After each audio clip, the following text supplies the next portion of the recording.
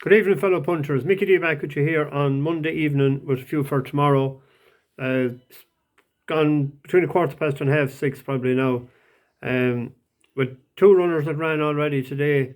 Um, you'd imagine they'd have ran the races tactically similar to what they ran the last couple of races. I was disappointed with the one in the first race, Mephisto. The way it went so wide the whole time, it hugged the rail and down Royal, and it jumped brilliantly. And I thought similar tactics today because there was plenty of place on the inside. Made a howler of a mistake throughout. Well, it was not a howler, but enough to knock momentum, and it finished seventh. They're only paying six. Been on at 18-1, and it goes off. Well, it's into sixes today, but I think it went out to 10-1. I thought it'd definitely be placed that horse today, and the horse that was sixth was Just Jacob, and we a stone better off. But and then in that roped in, he's a pure pig altogether. I've said to people months ago, I have a sheet that I put horses on when they don't do what you expect of them, and I put them down as a pig, and then I have a pure pig. But he's gone definitely. Never. He's a pure bookies horse. But why, when you have a horse that can stay at 3 miles, why do you have to put him at the back of the pack and try and close when you have no toe at all? I just don't get it. But you think they were doing it for spite or something? Maybe they're watching the bus. I think the other horse has gone out to 25-1. Just be something. It'd be unreal if that could ever win at that price, wouldn't it? But the bus was out this morning. There was a few newcomers on it. Big Toe Dan and Ritz 73. They were first on, and Kanzuk won. I don't know where they get these names. There was also a first as well. Covington won.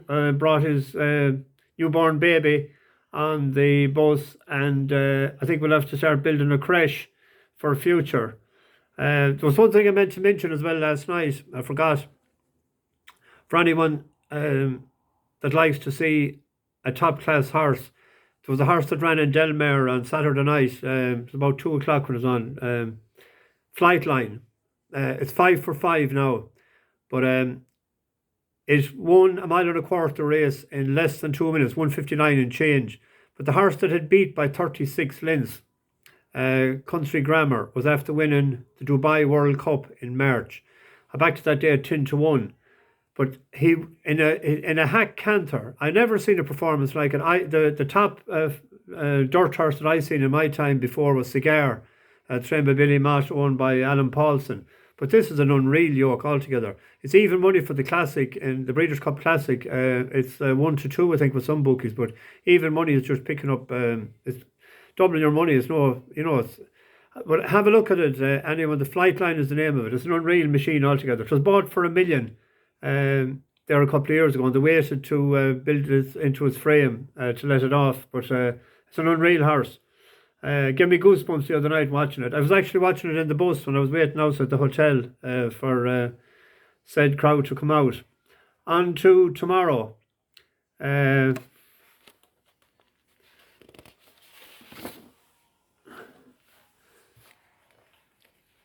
I want Sean Westlake to do us a favour tomorrow or tonight and see what he sees.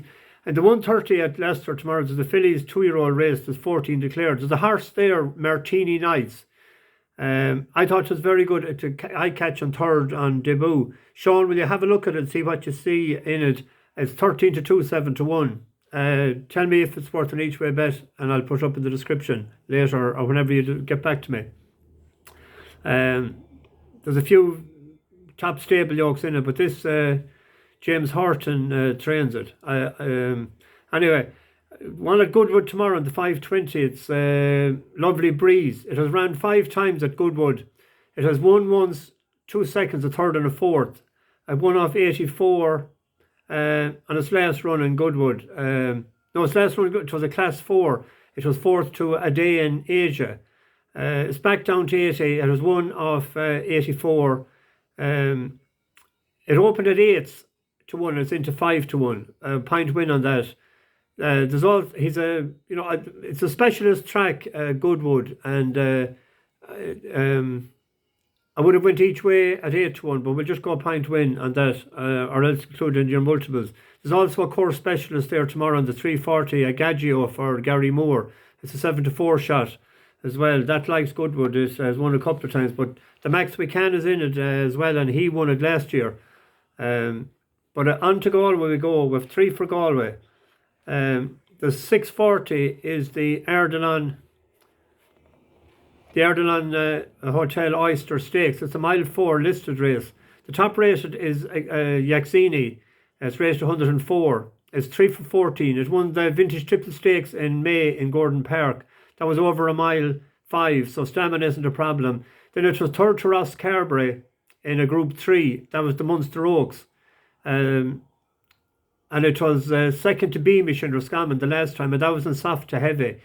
So rain isn't a problem. Although I've seen at one point it was pulled out on soft ground, but I don't know why. There must be some other issue. But it's a 9 to 2 shot. And it's 100 to 30 with another bookie. But now it's not a simple affair either, because Jessica has one in it and there's a few nice horses in it, but I'd expect this to go well. It's a 5-year-old and it won't mind the conditions tomorrow evening. There's rain promised. In the 440, I'm doing this Irish race now, but the 440 is an 8.5 furlong. It's a stakes race, even though there's 16 runners, they're only paying 3 places. Excuzio Joe, it ran twice in Galway in the festival there, and the first time it ran it was drawn 10. It didn't get looking running, but it's drawn 2 the next time then, and tipped it up and we all backed it on the bus with a great time. This time it's difficult as well because it's drawn in 13, but I won't mind the conditions, and it's up to a mile in trip, or a mile distance this race. It opened 9 to 1 and it's into 13 to 2, a pint each way. Loyalty money. Can't be too confident about it because it's drawn wide and it's a competitive affair. Even though it's a stakes race, a lot of them are running to their correct mark. And then in the 740 in Galway, Mr Rango won for us on Saturday, and that was over a mile 2, and he really came into it in the last couple of furlongs, and he relished the trip, and he liked the soft ground, and even Ross O'Sullivan said after that they were waiting for it. This is a step up to a mile 4.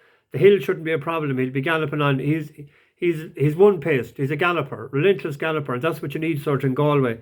The Truant is in this race as well, and that one in Sligo, it's up £10. It beat Barometer, and Barometer won then in Tramore after. So that will like cutting the ground as well. So that's no pushover either. But Mr Rango is 6 to 1. So we can go a pint each way on that. So we'll get those out of the way. Anyway, bash the bookies, over and out.